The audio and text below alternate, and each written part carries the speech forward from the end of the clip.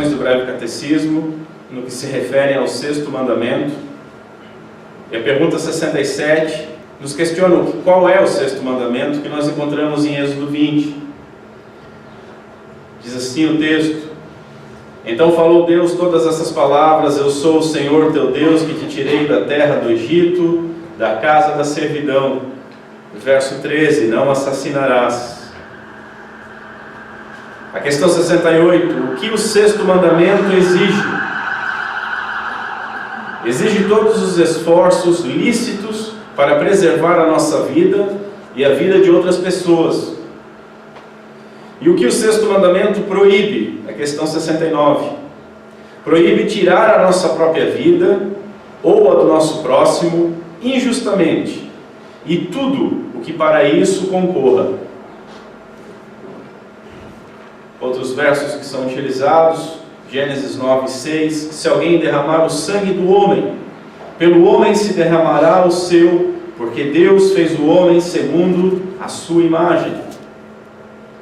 Vamos chegar lá em Romanos, mas antes eu vou parar em Mateus 5, que nos diz o seguinte: ouvistes o que foi dito aos antigos, não matarás, Cristo Jesus falando, e que quem matar estará sujeito a julgamento. Eu, porém, vos digo que todo aquele que sem motivo se irá contra o seu irmão estará sujeito a julgamento. Por fim, Romanos 13: todo homem esteja sujeito às autoridades superiores, porque não há autoridade que não proceda de Deus, e as autoridades que existem foram por Ele instituídas. De modo que aquele que se opõe à autoridade resiste à ordenação de Deus, e os que resistem trarão sobre si mesmo condenação. Porque os magistrados não são para temor quando se faz o bem, e sim quando se faz o mal. Queres tu não temer a autoridade, faz o bem e terás louvor dela, visto que a autoridade é ministro de Deus para o teu bem.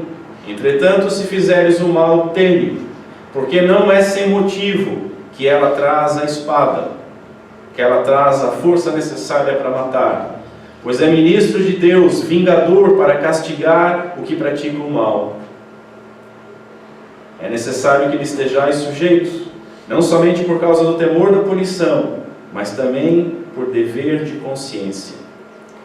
Vamos orar mais uma vez. Senhor Deus, nosso Pai, tem misericórdia de nós nesta manhã. Glorifica o nome do Teu Filho em nosso meio, nos dá entendimento mais profundo da Tua Palavra, das exigências da Tua Palavra, da profundidade desse mandamento. Nos ajuda, Senhor, a derrubar alguns ensinos errôneos, para que nós possamos ser fiéis à Tua Palavra e glorificar o Teu nome desta maneira. Me ajuda, Senhor, eu sou muito pequeno para essa tarefa. Nos ajuda, Santo Espírito de Deus, tanto na proclamação quanto em guardar esta palavra em nossos corações e a praticá-la. E, Senhor, eu te peço humildemente que Tu refreies o meu ímpeto, que a minha opinião eu guarde no meu bolso, que eu não me exaspere, mas que proclame com lealdade e fidelidade aquilo que nós podemos entender do Teu mandamento. Pedimos essas coisas em nome de Cristo Jesus. Amém. Senhores, na última semana nós vimos que o mandamento, ele condena o assassinato. Nós trabalhamos a respeito do termo não matar, que seria mais fielmente traduzido como não assassinar. E que o mandamento exige, de uma forma positiva, o cuidado com a vida. Ele não é só uma obrigação para não tirar a vida, mas é também uma obrigação para usar todos os recursos que nós possuímos, legais, justos, para a manutenção dessa vida. Nós vimos que o assassinato é um insulto a Deus. É um ataque pessoal à dignidade do Criador, nos diz Albert Morer. que o homicida ou assassino torna-se aquele que tira o dom da vida, aquele que é o destruidor da imagem de Deus. Ele ainda diz que na Escritura o dano maior não é a vítima do assassinato. O dano maior não é os amigos e familiares, mas o dano maior e principal é a dignidade do próprio Deus, que é afrontada com o ato de matar. Assim nós expomos o que Deus exige e o que Deus nos proíbe através desse mandamento. Vimos que além do assassinato e suicídio, o mandamento diz respeito à questão do ódio ao próximo. Que nós podemos muito bem não tirar a vida de alguém, mas o odiar. De tal maneira que esse ódio pode vir a gerar assassinato, mas ainda que não gere por algum motivo, esse ódio, segundo Cristo Jesus, faz de nós um ódio sem motivo, como nós lemos, faz de nós assassinos. Além disso, nós vimos que a força do mandamento está no fato que a vida ela é sagrada, pois a vida é a imagem de Deus. Nós vimos a respeito do cuidado da vida, que isso vai tão longe, que há um mandamento que diz o seguinte: quando edificares uma casa nova, far-lhe-ás um terraço, um parapeito, para que nela não ponhas culpa de sangue, se alguém de algum modo cair dela. O mandamento é tão forte, que ele nos responsabiliza de termos o máximo de cuidado para preservar a vida em qualquer situação. Todo cuidado, desde socorro, desde cuidado médico, e principalmente não se colocar, e muito menos colocar a vida do próximo em perigo. Hoje nós veremos algumas formas aonde matar não é pecado. Isso é controverso. E veremos outras formas onde matar é muito pecado. Nós falaremos hoje sobre pena de morte, falaremos sobre aborto, e vamos ver se todo suicida está de fato condenado, como algumas pessoas dizem. É bom reforçar, como afirmou Arthur Pink, o assassinato ele é o primogênito do diabo, uma vez que nosso Senhor Jesus Cristo nos diz que Satanás é homicida desde o princípio. É o primeiro assassino, e todo assassinato é o primogênito dele. Devemos lembrar também que há graus no assassinato, que ele se inicia no ódio ao próximo, e esse ódio se inicia no orgulho. Calvino nos diz que como o homem foi feito à imagem e semelhança de Deus, nós devemos considerar o nosso próximo como santo e sagrado, de tal modo que será impossível ofendê-lo, sem ofender também a imagem de Deus que há nele. Por isso o mandamento tem força, não apenas na retirada da vida, mas no simples ódio àquele que porta a imagem de Deus. Então, em primeiro lugar, vejamos maneiras pelas quais o mandamento não é quebrado. Nós devemos nos perguntar: matar é sempre pecado? Lembram que eu falei da força do termo que é assassinar, e da diferença que há entre matar por um meio legal e um assassinato. Matar sem um motivo justo, assassinar um inocente num contexto de que ele não merecia aquela morte. Lembrando também que não há inocentes no mundo, todos somos pecadores. Matar é sempre pecado? Isso é uma pergunta difícil. Nós devemos lembrar que encontramos muitos nomes dados a Deus, nosso Pai, no Antigo Testamento, e um deles é homem de guerra, em Êxodo capítulo 15. O Antigo Testamento também diz que o nosso Senhor é o Senhor dos exércitos, em 1 Samuel. Sem esquecer que em Juízes 6, Ele é o Senhor da paz, o Deus Shalom. Assim mesmo, Hebreus capítulo 12, verso 14, diz o seguinte: segui a paz com todos. E Romanos 12 diz: se possível, quanto depender de vós, tende paz com todos os homens. Mas logo à frente, no capítulo 13, nós vemos que o Estado traz a espada. De maneira que há formas de matar ordenadas por Deus. Há formas de matar que seriam justas.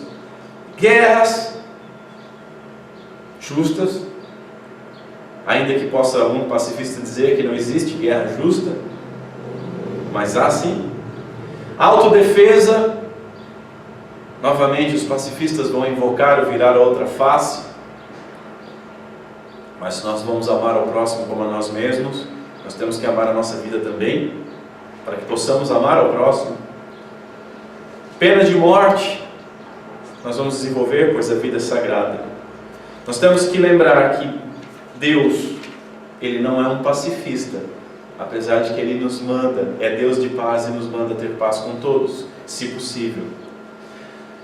Matar injustamente por motivos vãos ou fúteis é sempre pecado. Porém, matar numa guerra que tem um motivo legítimo, seja pela defesa da liberdade, e essa defesa da liberdade pode ser liberdade civil ou liberdade religiosa, não é pecado. É muito bonita a história do filme Até o Último Homem. Eu não sei quantos de vocês viram, e se não viram, eu recomendo que vejam. É uma história na Segunda Guerra, de um rapaz que ele era adventista, e não é algo que o adventismo prega, que fique bem claro, era algo dele. Ele não queria tocar em armas, nem tocar, e queria servir na guerra. E isso virou motivo de piada e de julgamento, porque como é que você vai para uma guerra não querendo tocar em armas?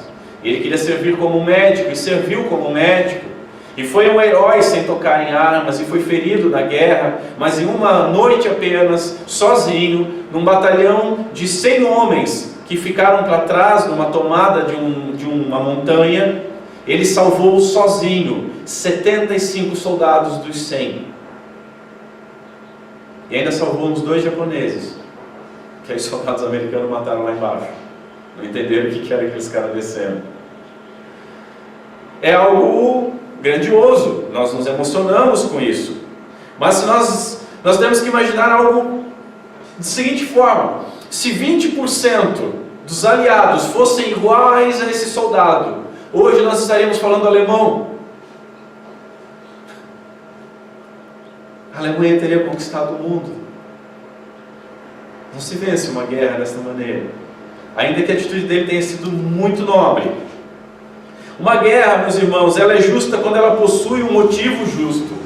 A teoria da guerra justa, ela afirma que quando todas as possibilidades prévias foram tentadas, e a guerra é a única opção que, na verdade, salvará mais vidas do que tirará. Alberto Moura nos traz isso.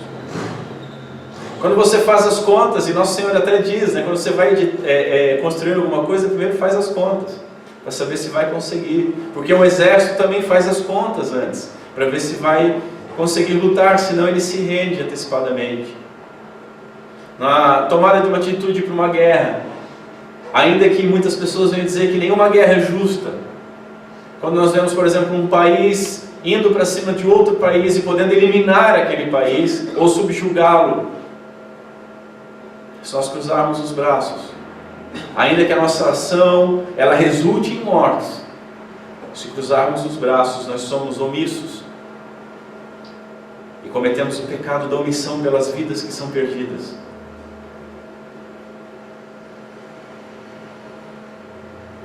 Ações também respeitam essa máxima.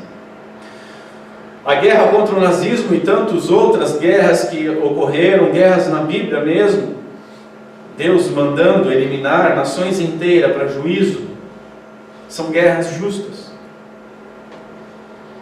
Muitas pessoas falam, já que nós falamos do Até o Último Homem, muitas pessoas condenam até hoje, querem se emocionar muito, com a destruição da bomba atômica em Nagasaki e Hiroshima. Foi o mal menor. Aquele momento da guerra estava se estendendo de uma maneira absurda. Os aliados, e principalmente os Estados Unidos, estavam enviando muitos e muitos soldados. Quem viu o filme Até o Último Homem teve uma noção do que é um soldado japonês. Um soldado japonês não é um recruta. Ele está lá lutando pela honra de verdade. Ainda que o americano coloque a bandeira americana na frente da sua casa, o soldado japonês ele não se rende. Eles matavam inclusive os homens da saúde, os médicos. Eles se fingiam de mortos para continuar matando. Eles se entregavam para matar de dentro para fora. De tal maneira que no filme eles até dizem, são como animais. Mas porque lutavam com a sua honra.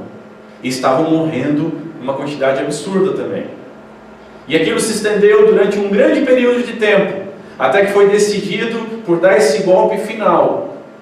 E infelizmente nós não louvamos a morte dessas pessoas e as consequências desse bombardeio atômico em Nagasaki e Hiroshima. Não estou justificando isso, mas estou explicando por isso, o porquê isso ocorreu. Com aquela destruição e com aquela ação terrível, o Japão se rendeu.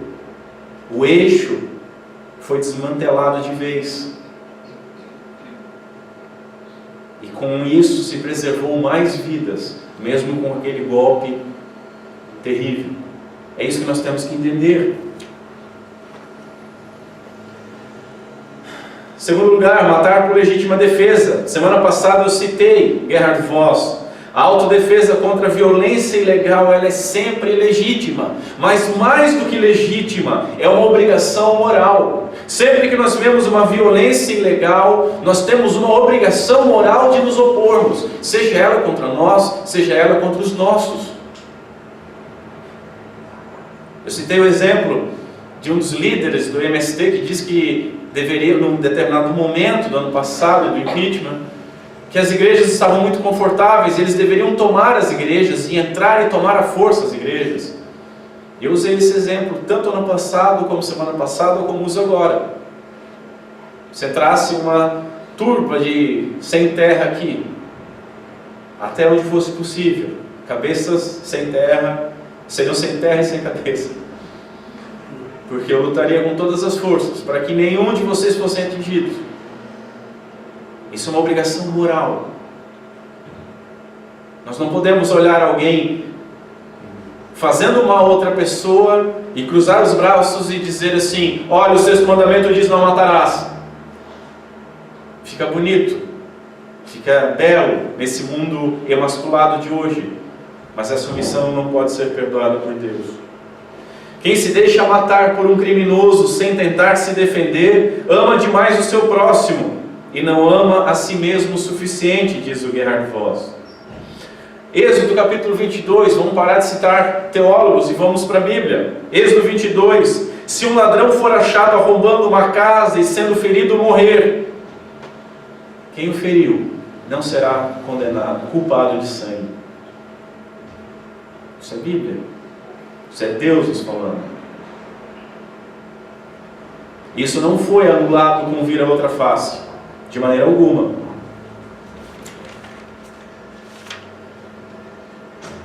Terceiro caso, e esse caso é mais controverso.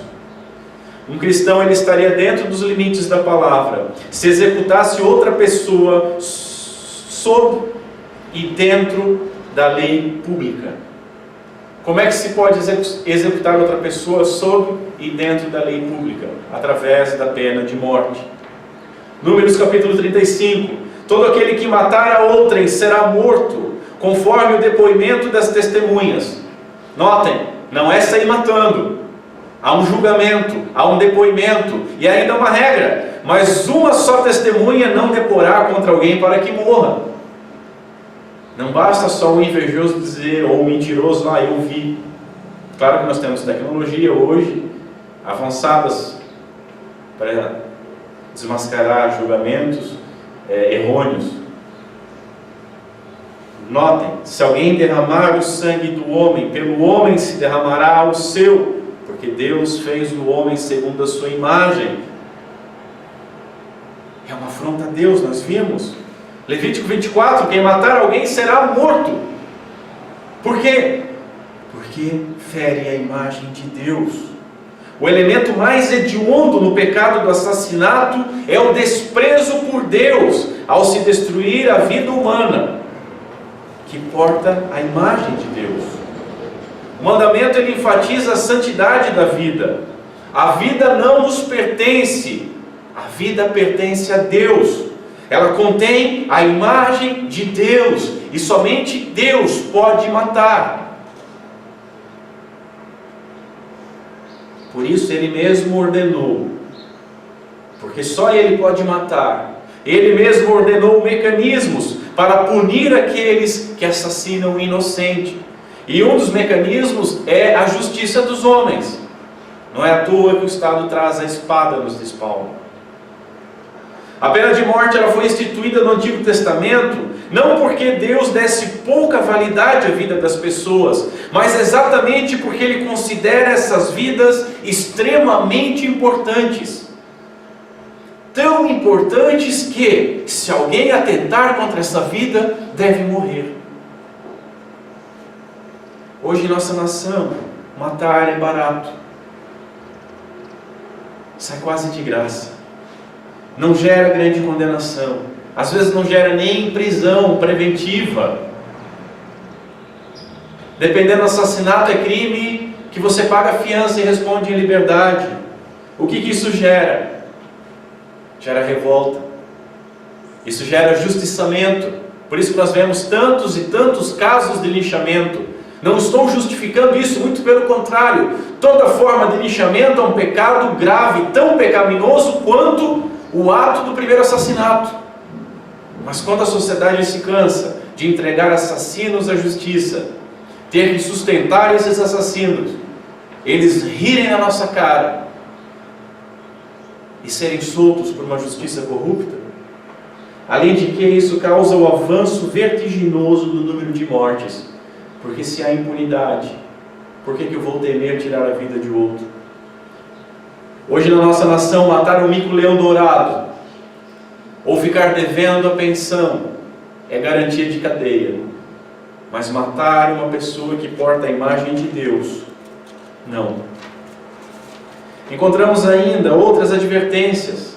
Êxodo 21:12 diz o seguinte: quem ferir a outro, de modo que este morra, também será morto. Pode ser depois, causado pelo ferimento. Êxodo 21:14: se alguém vier maliciosamente contra o próximo, matando a traição, tirá-lo-ás até mesmo do meu altar para que morra. Até mesmo do meu altar. Nós podemos entender isso de várias formas. Nós vimos no Antigo Testamento algumas vezes que pessoas que mereciam a morte iam para o altar e se agarravam no altar, como uma forma de, olha, eu estou no lugar santo, não se mete aqui. Mas o mandamento nos diz para tirar até de lá, mesmo que seja um líder religioso também. Veja Deuteronômio 22. Se algum homem, olha que importante isso, se algum homem achar moça desposada e a forçar, o que significa isso? Estuprar, e se deitar com ela, então morrerá só o homem que se deitou com ela. Estupro, com pena de morte se pune.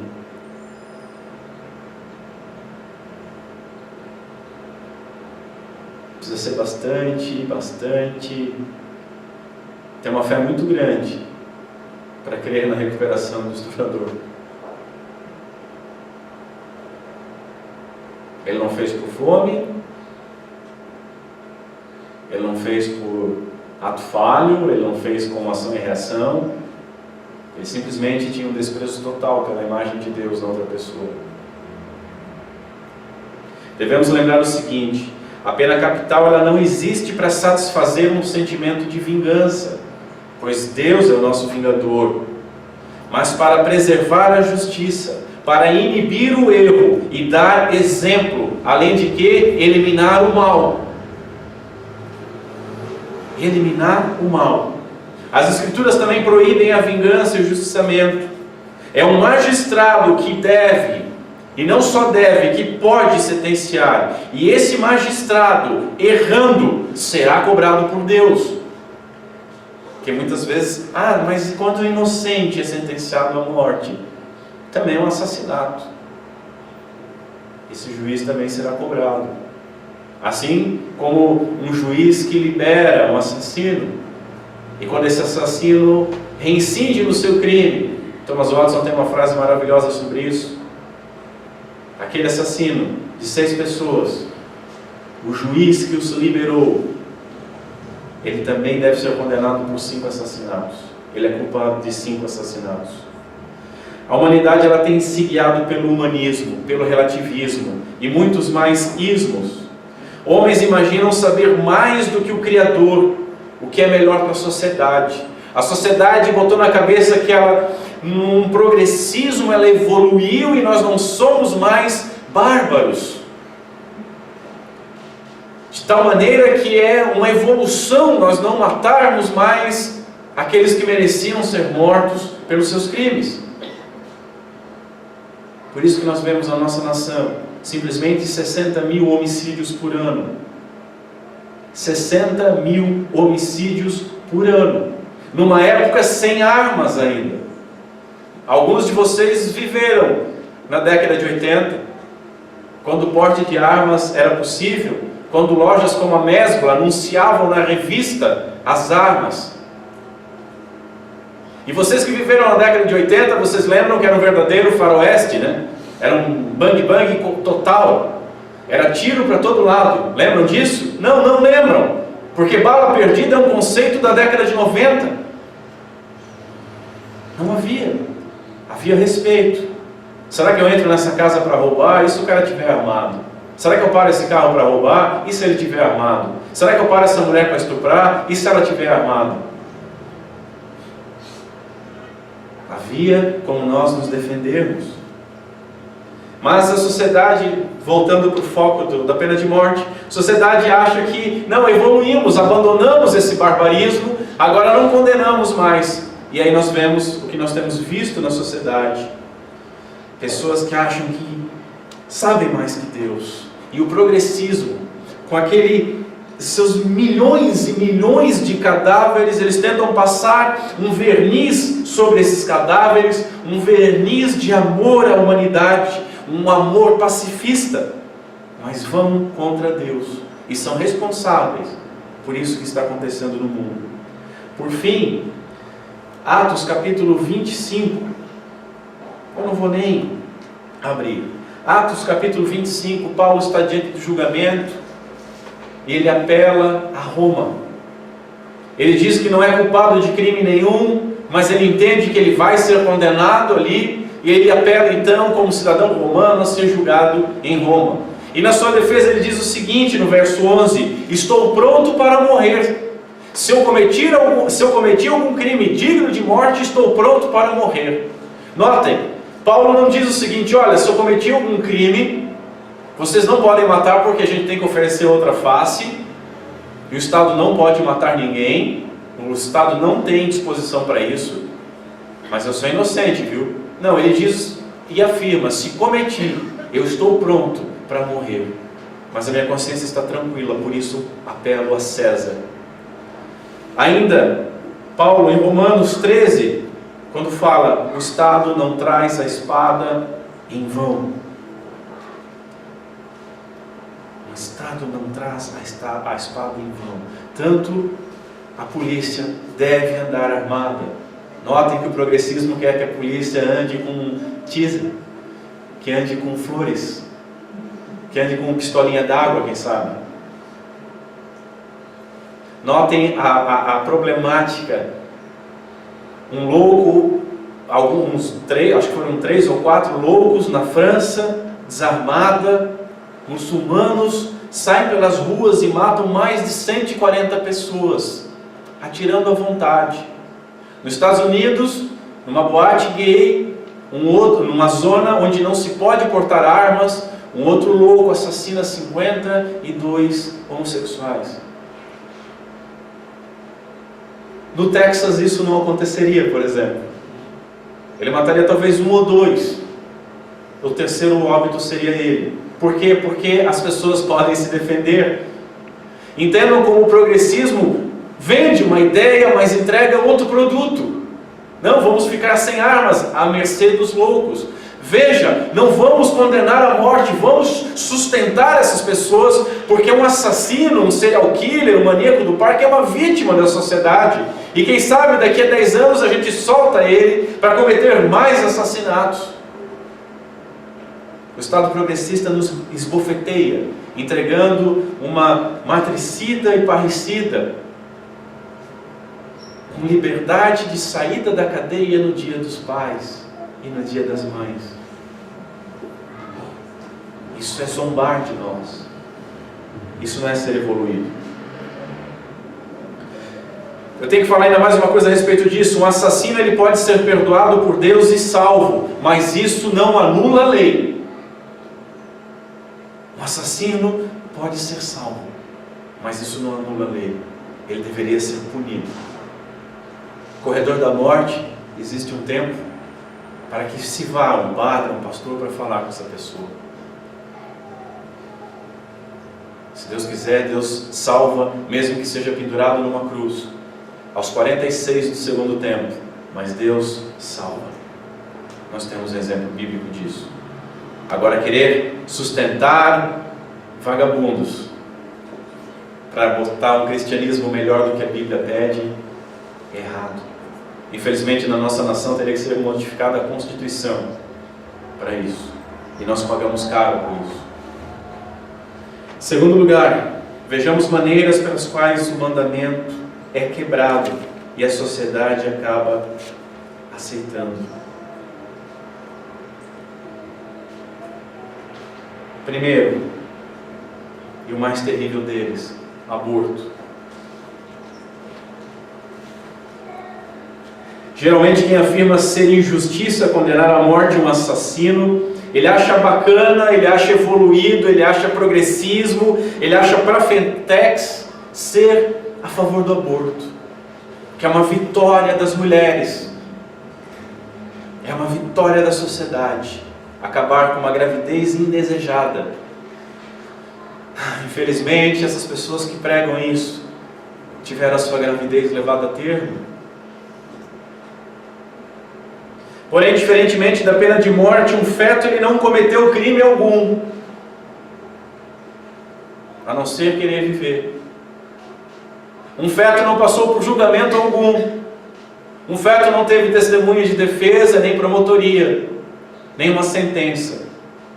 Ele simplesmente é dilacerado ou ressecado com sal. Ele não tem defesa. Além de que os adeptos dessa opção de controle de natalidade, vê como os termos ficam bonitos? É um controle de natalidade. Eu estava vendo uma discussão, eu já falei para os irmãos, o Médicos Sem Fronteiras, uma instituição tão bacana, promove o aborto. Mas eles passam tanto luxo, não, mas são pessoas em guerra que são estupradas e aquelas crianças e tal, então a gente olha e passa verniz, é uma opção pelo controle da natalidade, da facilidade da vida, mas ninguém chama pelo que é, assassinato. Eles têm medo, o eufemismo fica mais bonito, mas o termo cru dói, incomoda. E apologetas do crime, do aborto, eles são insaciáveis. Além da eugenia, os irmãos sabem que a eugenia, isso ficou famoso com Hitler, criar uma raça pura. Então você pode descobrir que seu filho tem alguma doença, então o que você faz? Mata ele. Alguma má formação que você faz? Mata ele. É uma menina, mas você queria um menino? Mata ele.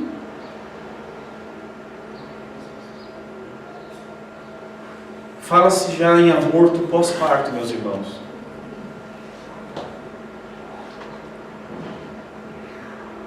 Foi apresentado uma tese a respeito disso, e o reitor da Universidade da Europa foi atacado por cristãos e disse: olha como o mundo é tacanho e obscurantista. Nós temos que falar sobre essas coisas, mas os tacanhos retrógrados da igreja não querem. E a defesa da ideia era que depois de nascida a criança, puxa, não tem olho verde. Não, Alberto, isso é certo, não é tanto assim. É só porque na hora, o que impede a eugenia? O que impede a discussão sair do momento da concepção, se há vida ou não, para ir a 3 semanas, a 12 semanas, após parto? Ia ser por um motivo fútil. Todo aborto, meus queridos, todo aborto em qualquer estágio é um assassinato. Na geração do feto, este recebeu uma alma racional e imortal e é uma pessoa integral. Um feto não é um elefante, não é uma ameba, é um ser humano. Ele não se transforma quando nasce, ou a 12ª semana no ser humano. É igual aqueles que defendem a história de maioridade. Não tem que ter maioridade nem 18, 16, nem 12. A pessoa não é com 17 anos e 11 meses uma criança e dali um mês um adulto homicida. Um feto não é uma ameba ou um filhote de cachorro que de repente vira um ser humano. No momento da concepção, ele é humano. Ele é uma alma vivente. Os números do aborto, eles mostram que o aborto é um genocídio civilizado. Irmãos, todo mundo se espanta e fala muito, a mídia fala muito a respeito de Hitler. 6 milhões de judeus mortos. Sem contar a Segunda Guerra, cerca de 20 milhões. Algumas pessoas se escandalizam com isso e não se escandalizam com o que o comunismo fez na Rússia, na Coreia, na China, tem feito na Venezuela, na Bolívia, Vietnã e em Cuba. Mas um fato do comunismo, conhecido como Holodomor, Stalin manda cercar a Ucrânia. 6 milhões de ucranianos são mortos pela fome. Judeus, também 6 milhões, são mortos. Foram mortos em câmaras de gás e outros experimentos. Isso é um genocídio incivilizado, mas há um genocídio civilizado, meus queridos. E o mundo tem pago um preço por isso. Eu quero citar bastante exemplo americano, porque como lá foi liberado, existem números. Sempre que alguém vier com os números dos abortos no Brasil, entendam o seguinte, é uma loteria, não tem números. 1000 pode ser 1 milhão, como pode ser 10. Desde o caso Roe versus Wade em 73, nos Estados Unidos, os irmãos não devem conhecer a história. Uma mulher foi estuprada e não queria ter a criança. E aí ela estava lutando, porque, puxa, aquilo vai me lembrar daquele ato de selvageria e o trauma e aquela coisa toda. E a discussão ganhou publicidade e virou algo que se chama...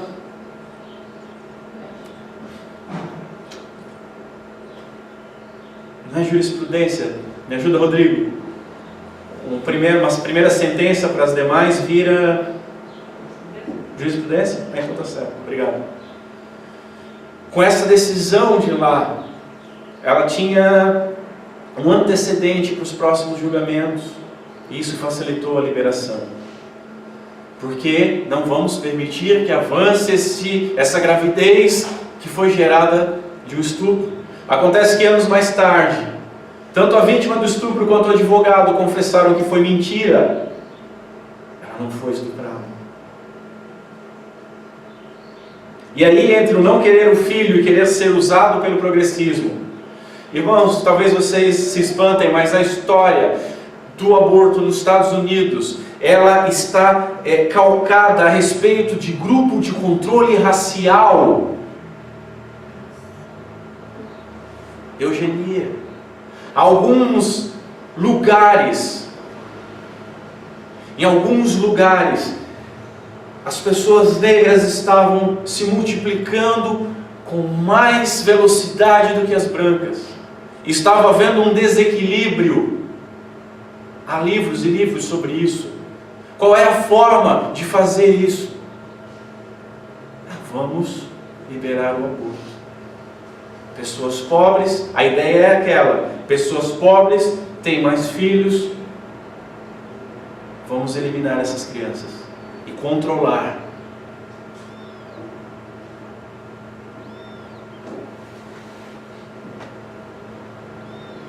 Eles mentiram. E depois isso foi usado por grupos de controle racial. Irmãos, desde 1973, eu trouxe na semana passada o número de 99. Pesquisei mais e achei um site que tem contabilizado por ano. E é alimentado constantemente por todos os hospitais e clínicas. Foram realizados, desde 1973, 58 milhões 280 mil abortos. Isso está contando. Só nos Estados Unidos. Nós choramos essa semana pela vida do Sérgio. Por que nós não choramos por 58 milhões de vidas que foram tiradas? 58 milhões. Só em 1990, 1.400.000. Irmãos, são mais de 3 mil por dia. Vocês têm noção do que é isso? É um a cada 23 segundos. Durante o tempo, não que eu estou falando, mas de todo o nosso culto hoje, uma média de 360 fetos serão abortados nos Estados Unidos. Durante o nosso tempo de glorificar a Deus, 360 vidas podem ter sido ceifadas desta maneira, com aval do Estado, num barbarismo sem precedentes, num genocídio civilizado. Eu quero listar algumas falácias dos pré-abortistas e eu vou usar alguns números do estado da Flórida. Até o irmão André publicou isso. Em 2015, o estado da Flórida fez 72 mil abortos. Só o estado da Flórida. Então as falácias são o seguinte: o aborto é causado pela pobreza. Mentira! Primeiro que nós vemos as pessoas de classe mais abastada se preservarem para não ter filhos ou não querendo ter. Meu querido, desculpa, pode ser ofensivo, mas pobre faz filho e tem os filhos. Ainda que um ou outro tente os métodos, nem que seja com agulha de crochê, as coisas mais bárbaras, mas pobre faz filho e tem filho.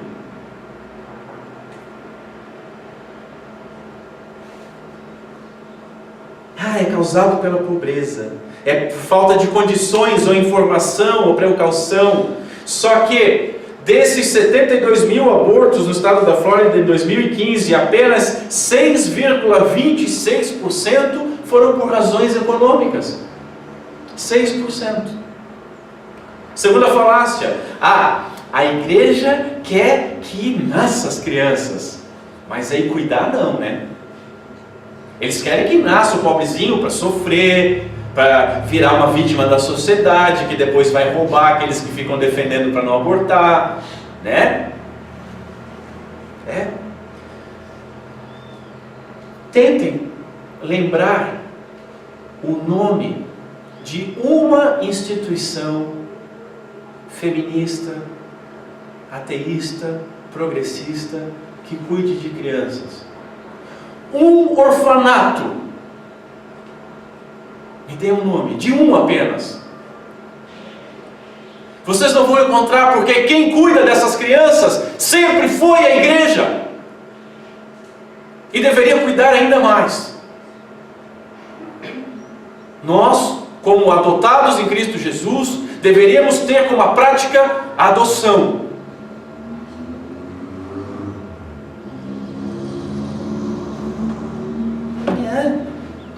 Querem que nasça, mas não cria. Se não quer, não mate. Entregue para uma família. Entregue no hospital. Entregue no orfanato. Está tão banal que alguns amarram no saco plástico, jogam no rio, jogam dentro da privada. Vocês veem isso constantemente nos noticiários. Cachorro que achou. Esses dias o cachorro achou um saquinho plástico e mordeu e levou para alguém. O ser humano está abaixo da linha de um cão.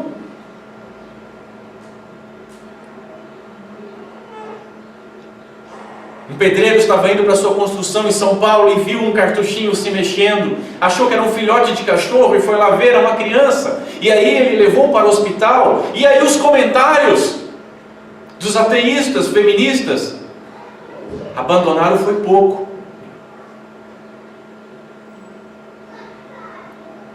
Animais.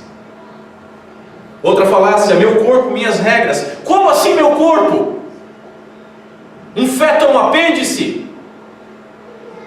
É uma outra vida. Não faz parte do teu corpo. Não é descartável. Não é um corpo estranho. É uma vida que, pela graça de Deus, as mulheres receberam o dom de cuidar. Jesus, nosso Senhor, nasceu desta forma. Ele não era um apêndice. Jesus não era corpo de Maria. Era uma vida. Liberar não aumenta, outra falácia. Olha, eles dizem assim: o Brasil tem quase a metade da população dos Estados Unidos, mas faz o dobro dos abortos. Então, lá foi liberado e não aumentou tanto. Aqui, que é proibido, é que tem bastante. Tá, tudo bem. Só um contra-argumento. Da onde que saiu o número oficial dos abortos daqui? Só me tragam isso. Foi feito um censo pelo IBGE nas clínicas clandestinas? Nós não sabemos como obter essa informação. Ah, estatística. Estatística da onde, meu amigo? Então esse argumento não pode ser usado. Mas tem outro. Liberar é dar segurança para as mulheres. Porque quando o aborto é liberado, é um aborto seguro. Mentira! Uma vida sempre é tirada. Onde é que está a segurança? Elas morrem nos abortos clandestinos em mal condição de higiene. O que essas mulheres estão indo fazer? Feira? Não, elas estão indo matar. Elas estão indo assassinar. Me perdoem, mas vou me preocupar eu com alguém que está indo assassinar? Se vai passar ruim ou não? Que Deus me perdoe, mas que morra junto. Inclusive, a pena de morte para assassinato deveria englobar quem pratica o aborto, deveria englobar os médicos que praticam o aborto, deveria englobar os enfermeiros, deveria englobar o maridão bonitão que deu aval ou às vezes mandou.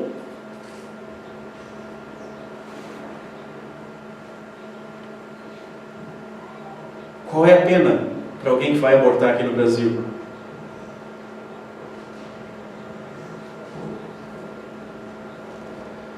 E nos casos de saúde da mãe ou da criança, meus queridos irmãos, 0,65% daqueles 72 mil abortos foram por causa da saúde da mãe. 0,66% por causa de doença ou deformidade. Eu falei do estupro, né? Eu esqueci de dar um número. 0,085. 0,085% por causa do estupro. Eugenia. Saúde. Uma pessoa com problemas. Agora, né, gerou esse caso da microcefalia. Aí você pode ver, na Europa já está se dizendo o seguinte: não vai mais haver numa próxima geração crianças com síndrome de Down, porque nós vamos poder não deixar essas crianças sofrerem. Então pega o seguinte, meu amigo: pega uma criança de 1 mês com Down, pega uma criança de 5 anos com Down, pega uma de 10, pega uma de 20, pega uma pessoa de 30 anos com Down, pega uma pessoa de 40 anos com Down, olha no olho dela e diz: você não deveria estar vivo. Numa próxima geração nós não vamos permitir isso.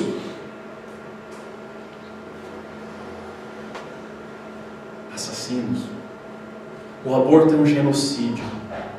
Quer que eu feche os números? 92,33% dos motivos que levaram aqueles 72 mil abortos no estado da Flórida em 2015 foram por nenhuma dessas razões elencadas. Foram porque não queriam ter filho, foram porque não é a hora, foram porque não planejaram. E sabe o que me deixa mais estarrecido desses números? O que me deixou mais abalado, chocado e que eu tremi na base é que 61% foi realizado por quem tem um ou mais filhos. Eu não consigo entender. Eu não consigo entender uma mãe que segura uma criança resolver matar a outra. Queridos irmãos, o cristão, ele deve ser contra o aborto. Ponto. Há mais, ponto. Cristão é contra o aborto. Cristão é contra quem promove aborto. O mandamento fala de preservação da vida. Por isso que eu falei na semana passada e repito: quer escolher um candidato para a presidência? Não vou fazer campanha para ninguém, mas não caia na balela de não entende de economia. Nenhum dos nossos presidentes entendia de economia. Ou a Dilma entendia, ou Lula entendia, ou Médici entendia, ou Figueiredo entendia, ou Itamar entendia, ou Costa e Silva entendia, ou Sarney entendia, ou Temer entendia.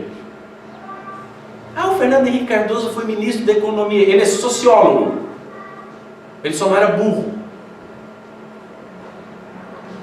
Agora, o seu voto deve ser pautado por uma coisa: qual é a opinião dessa pessoa a respeito de aborto? É a favor? Não interessa. Esse não. É bom lembrar que todo pecado pode ser perdoado. E quem abortou deve se arrepender. Tem que se arrepender. E pode encontrar perdão. Eu não estou condenando as pessoas que praticaram o aborto.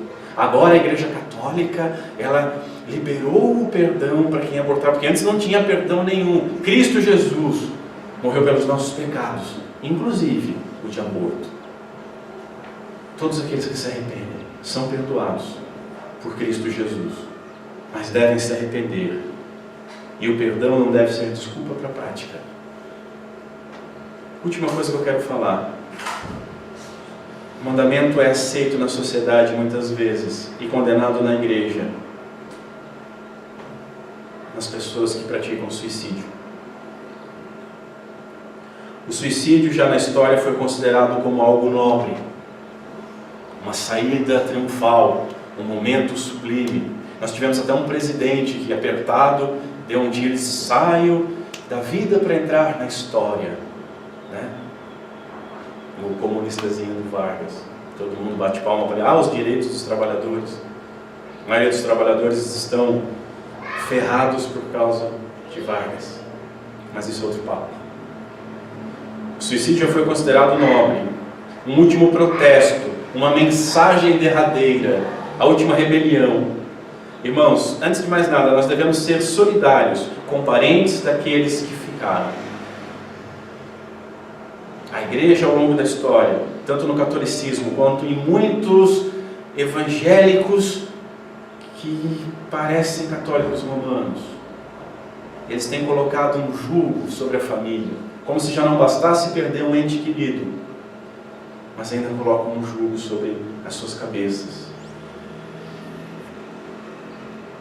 Tem uma família próxima aqui a nós, da igreja, cujo irmão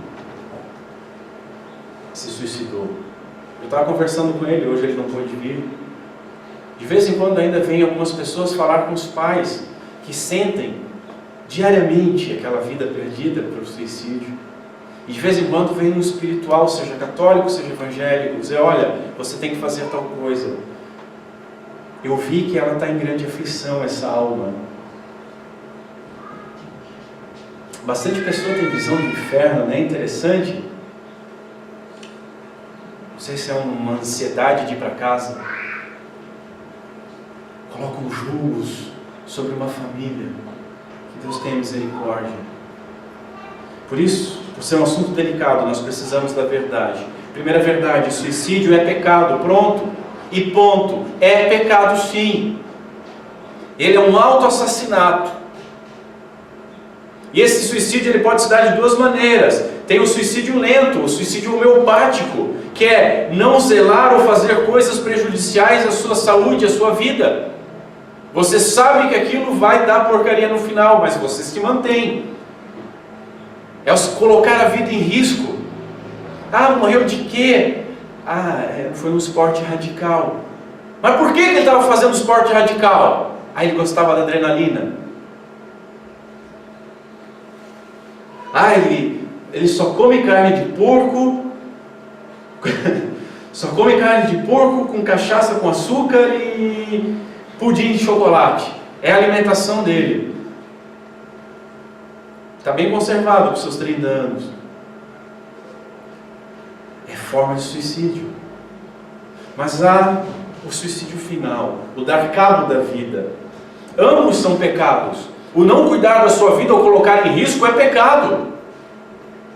E dar cabo da sua vida também é. A gente já falou isso, a vida não é nossa, pertencemos a Deus. Nós temos que zelar pela nossa vida. Segundo, um suicida pode ser salvo. Aqui tem aquele, meu Deus. Um suicida, ele pode ser salvo? Essa pergunta é delicada. Quem pode responder essa pergunta é Deus. E Deus deixou registrado algumas coisas para nós. Romanos, no capítulo 1, nos ensina o seguinte: agora, pois, já nenhuma condenação há para os que estão em Cristo Jesus. Nenhuma condenação significa o quê? Nenhuma condenação. Agora, pois, já nenhuma condenação há para os que estão em Cristo Jesus, porque a lei do Espírito da vida, em Cristo Jesus, te livrou da lei do pecado e da morte. Por quê? Porque a lei é boa, mas Cristo cumpriu essa lei. A maldição da lei Cristo levou, ela não está mais para nós. Porquanto que for impossível a lei. Por que foi impossível? Porque a lei estava enferma pela carne. Nós jamais poderíamos ser salvos pela obediência da lei. Muito pelo contrário, a lei nos condena. No que estava enferma pela carne, isso fez Deus, enviando o seu próprio Filho, em semelhança de carne pecaminosa, e no tocante ao pecado, e com efeito, condenou Deus na carne o pecado. Na carne de Cristo Jesus foi condenado o pecado. A lei está enferma, e Cristo na carne levou a lei. E aqueles que estão em Cristo, nenhuma condenação há para eles. Não está bom ainda? No mesmo capítulo 8 nós ainda lemos o seguinte: porquanto eu estou bem certo de que nem a morte, nem a vida, nem os anjos, nem os principados, nem as coisas do presente, nem do porvir, nem os poderes, nem a altura, nem a profundidade, nem qualquer outra criatura. Você é uma criatura? Nem qualquer outra criatura poderá separar-nos do amor de Deus que está em Cristo Jesus, nosso Senhor. Se a salvação não se perde, porque você não mereceu ela e você recebeu ela sem merecimento, faço sempre aquela pergunta: como é que você vai deixar de merecer? Você nunca mereceu. Veja, eu não estou aqui dizendo que nós poderíamos cometer tal ato que está tranquilo. Você pode se suicidar porque você está salvo. Eu não disse isso. Só que nós não podemos condenar ninguém, muito menos um suicida, ao inferno, simplesmente porque isso nos agrada. O que ele fez? Ele pecou? Enquanto você está me ouvindo, você está pecando. Enquanto eu estou falando, eu estou pecando. Mas é um pecado que não permite que se arrependa. Você precisa fazer um inventário dos pecados. Cristo Jesus veio tirar o pecado do mundo. Não há um inventário. O pecado é a característica daquele que é pecador. Então tudo que você faz é pecado. Você não precisa de um inventário, você tem que se arrepender constantemente. Já pensou, você vive uma vida tranquila, boa, obediente a Deus, indo no culto, crendo na salvação somente pela graça, tudo bacana, tudo certinho. Aos 47 do segundo tempo, passa um irmão, eu vou dar um exemplo, passa um irmão com um carro melhor que o seu e você olha, puxa vida, tem trabalhado tanto, você cobiçou o bem do seu próximo. Ou vamos continuar nos 10 mandamentos? Deus resolve te chamar no dia do Senhor, no domingo, e no dia do Senhor você não estava aguardando, você não tinha planos de ir para a igreja, você não tinha planos de ler a Bíblia, você tinha planos de trabalhar, e de estudar, e de se divertir, e de fazer alguma festa, e aí você morre. Mas você morreu na esperança da salvação, mas esse pecado você não pediu perdão. Aí você chega diante de Deus, crendo na salvação, crendo na graça, mas aí você ouve o seguinte: apartai-vos de mim, vós que praticais a iniquidade. Mas como assim, Deus? Não, no seu último suspiro, você quebrou o mandamento. Tudo que foi feito antes não vale nada, porque o seu último suspiro foi em pecado. E se o cristianismo for assim, meus irmãos, e é o cristianismo de muita gente, nós devemos agora nos levantar daqui, nem encerrar, largar as nossas Bíblias e irmos viver de qualquer maneira. Se a nossa esperança é só para essa vida, nós somos os mais miseráveis. Se a nossa esperança está naquilo que nós vamos fazer de alguma maneira, nem que seja pedir perdão, nós somos os mais miseráveis. Nós não temos como pedir perdão por todos os nossos pecados constantemente. Nós pecamos constantemente. Temos que nos arrepender constantemente. Devemos nos perguntar o seguinte: Jesus morreu por quais pecados? Por quais pecados Jesus morreu? O Cordeiro de Deus que veio tirar o pecado do mundo, Ele morreu por quais pecados? Ele morreu por todos os pecados? Ou será que Ele morreu somente por alguns pecados? Será que havia uma lista?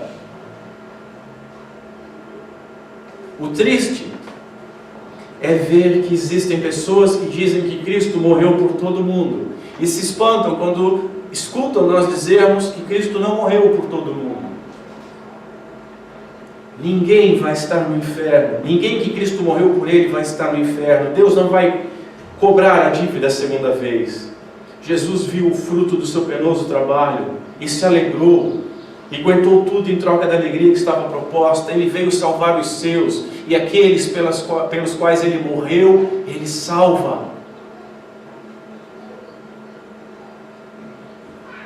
As pessoas que dizem: olha, Jesus morreu por todo mundo, isso que vocês estão falando é heresia, mas não morreu por todo pecado. Ele morreu por todo mundo, mas existem alguns pecados que eu considero muito feios, aos quais eu não admito que Jesus tenha morrido. Isso é triste, irmão. Jesus veio tirar o pecado. Eis o Cordeiro de Deus que tira o pecado do mundo. Na cruz, Cristo pagou o preço total da reconciliação dos seus com o Pai. Total. Os seus pecados de outrora, os seus pecados do dia de hoje, os pecados que você ainda vai cometer. Na cruz, Cristo diz o seguinte: está consumado. Acabou. O escrito da dívida foi pregado na cruz. O Emanuel, o Deus conosco, Ele veio nos visitar. E lá em Lucas capítulo 1, verso 61, Ele veio redimir o seu povo. E o que Ele veio fazer, Ele fez. Ele não deu uma possibilidade. Ele declarou: eu vos declaro, Cristo Jesus falando, todo pecado e blasfêmia serão perdoados aos homens, mas a blasfêmia contra o Espírito Santo não será perdoada.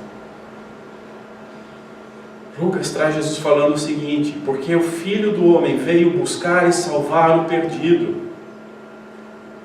Buscar e salvar o perdido. Nós estávamos perdidos, Ele buscou e salvou. Ele não veio buscar e dar uma oportunidade.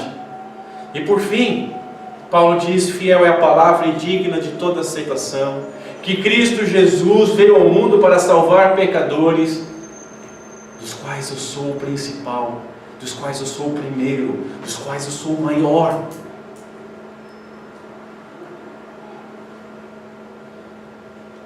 nós devemos responder: o que Cristo veio fazer, Ele fez.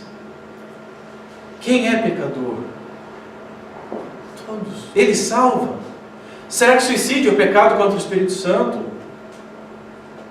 Irmãos, infelizmente, quem não se enxerga como o principal pecador parece sentir prazer em condenar os outros ao inferno. Por fim, devemos pontuar corretamente a pergunta.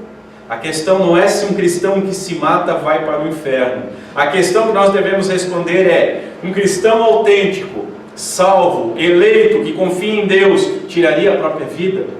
Nós temos que mudar a perspectiva da pergunta.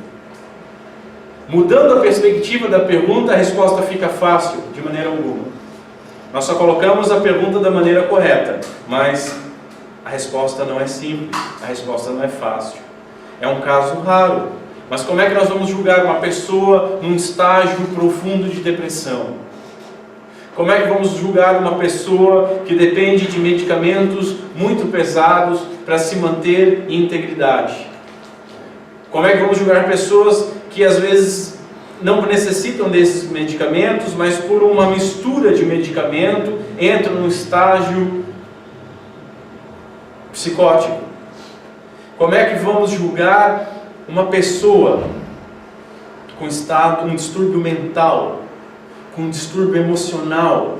Como é que nós vamos julgar uma pessoa sofrendo torturas, sofrendo estupros em série, ou qualquer outra situação extremada? É muito fácil nós, com a Bíblia aberta, sentado numa cadeira com ar-condicionado, julgarmos as pessoas. Tem sido muito fácil na internet, atrás dos computadores ou do teclado do celular, julgar as pessoas. Mas analisar a vida das pessoas, aí ninguém quer. Nós não podemos decretar a condenação eterna de ninguém, assim como não podemos decretar a salvação eterna de ninguém. É Deus quem julga. Esse é um assunto muito delicado para definições peremptórias, para definições finais. Muito delicado. Por fim, é algo, como diz Van Horn, é algo que é melhor deixar nas mãos de Deus. Mas um eleito, perdoado dos seus pecados, salvo pela graça, ele teve todos os pecados perdoados, e nada pode separá-lo do amor de Deus. O caso é que todo pecado pode ser perdoado, e Cristo morreu pelos pecados dos seus, e não é necessário elencar um inventário de pecados. Sabemos que somos pecadores. Meus irmãos, que Deus nos ajude. É Ele quem julga. Vamos ficar de pé. Que Deus nos ajude, porque é Ele quem julga.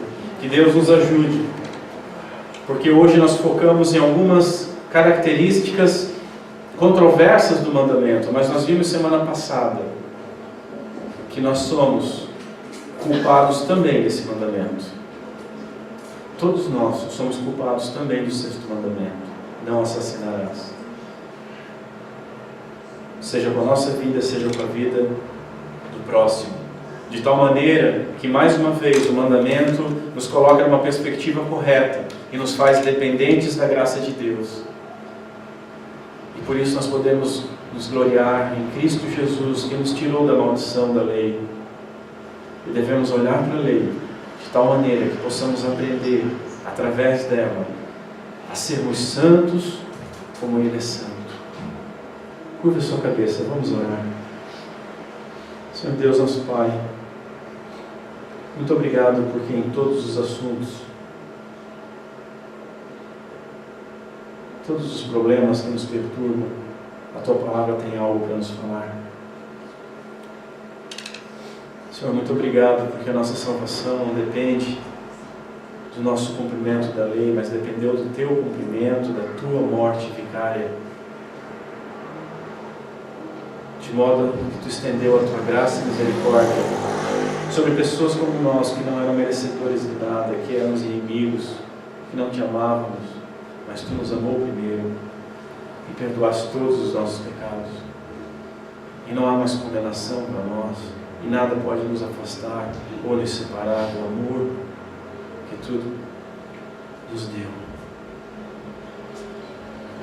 Senhor, te agradecemos e pedimos humildemente que o Teu Santo Espírito possa trabalhar em nossos corações, para que nós busquemos também nesse mandamento te obedecer, para que nós lutemos, Senhor, contra esses assassinatos que são cometidos.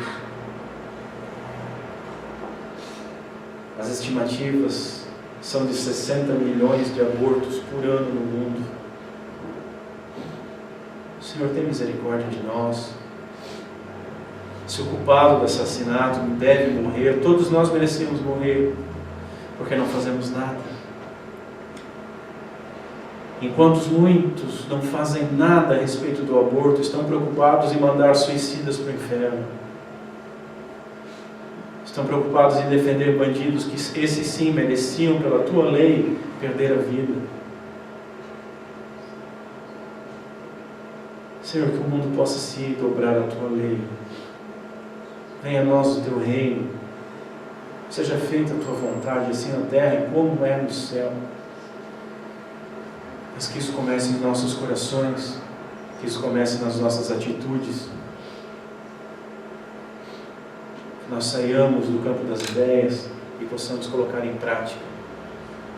É o que nós te pedimos em nome de Cristo Jesus. Amém.